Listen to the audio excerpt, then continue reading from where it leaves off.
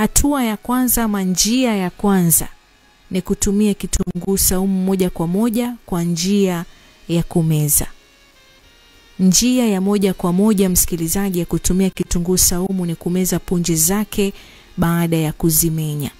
Njia hii ni rahisi na ni moja ya mbinu bora za kutumia kitunguu saumu kwa faida ya mwili mzima. Vifaa unavyohitaji ni punje 2 hadi 3 za kitunguu saumu safi kila siku. Maji unayomezea nayo ama maji unayotumia hapa ni maji ya vuguvugu, ama ukipata maziwa itakuwa bora zaidi. Hatua za kufanya: kwanza kabisa, chukua punje 2 hadi 3 za kitunguu saumu safi, zimenye maganda yake kwa uangalifu.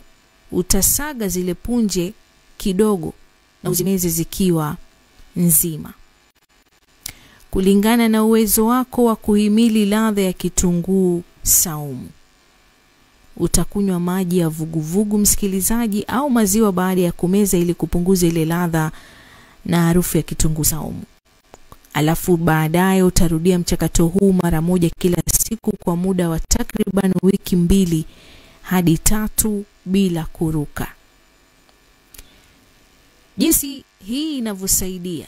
Inasaidia vipi? Kitunguu saumu hufanya kazi ya kusafisha mishipa ya damu, kupunguza mafuta mabaya mwilini na kuongeza ule mzunguko wa damu, jambo ambalo ni muhimu kwa afya ya uume, kwa sababu mzunguko mzuri wa damu kwenye eneo hili husaidia sana kuimarisha tishu na kuchangia ukuaji wa asili wa uume.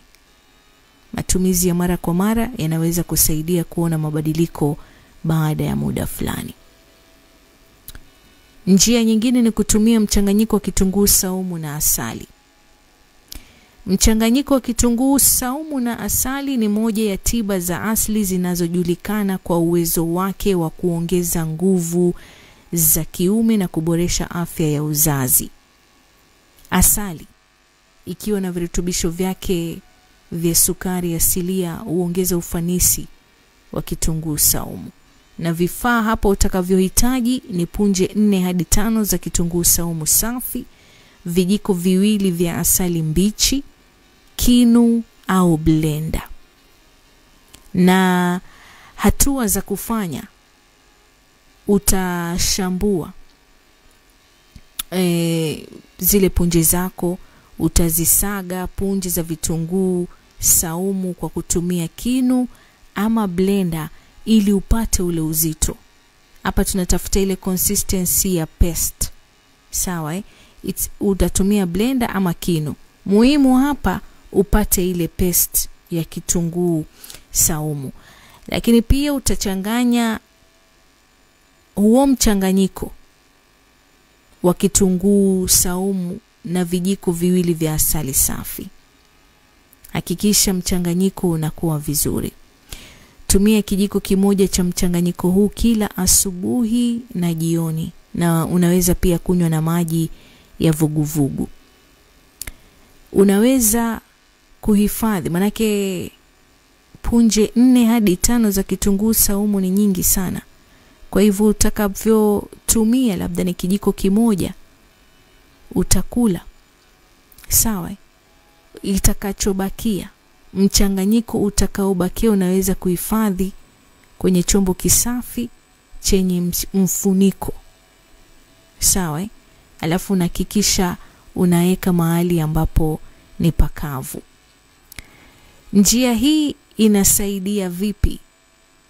Hii njia, msikilizaji, inasaidia kwa sababu kitunguu saumu huongeza mzunguko wa damu na kuimarisha mishipa, na asali kwa upande wake ikiwa chanzo kizuri cha nishati inayohitajika kwenye mwili. Kwa hivyo mchanganyiko huo kwa pamoja inachangia kwa kiasi kikubwa afya bora ya uzazi wa kiume na inasaidia kuongeza uume kwa njia ya asili. Njia nyingine ni kutumia mafuta ya zaituni na kitunguu saumu kwa njia ya uoshaji wa nje. Njia ya moja kwa moja ya kuboresha mzunguko wa damu kwenye eneo la uume ni kwa kutumia kitunguu saumu kwa njia ya kupaka mchanganyiko wake kwenye ngozi.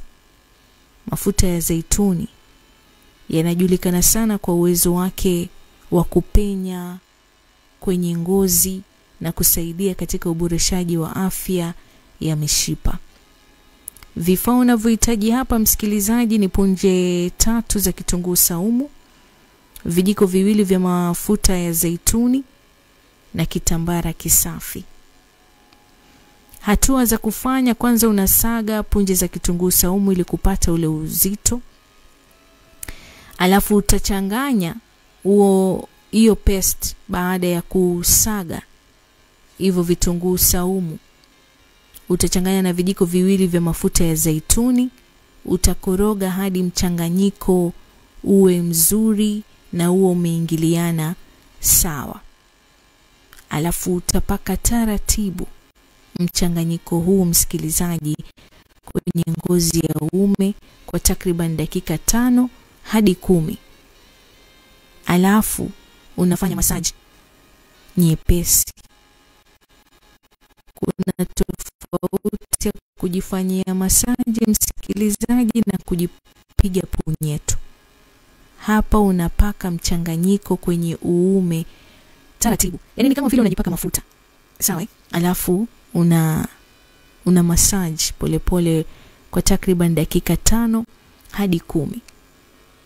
Alafu baada ya kujipaka utaacha huo mchanganyiko mafuta ya zeituni na mchanganyiko wa kitunguu saumu kwa takriban dakika 10 ili mchanganyiko huo uweze kupenya vizuri. Kisha baadaye utasafisha ama utaosha uume wako ulio na mchanganyiko kwa maji ya vuguvugu. Maji hapa ni ya vuguvugu, sio maji ya moto. Sasa wewe tumia maji ya moto utoke ngozi useme mashibebi, hapana. Maji ya vuguvugu, lukewarm. Yale maji ambayo hata mtoto mchanga, mtoto mdogo anaweza kuogea.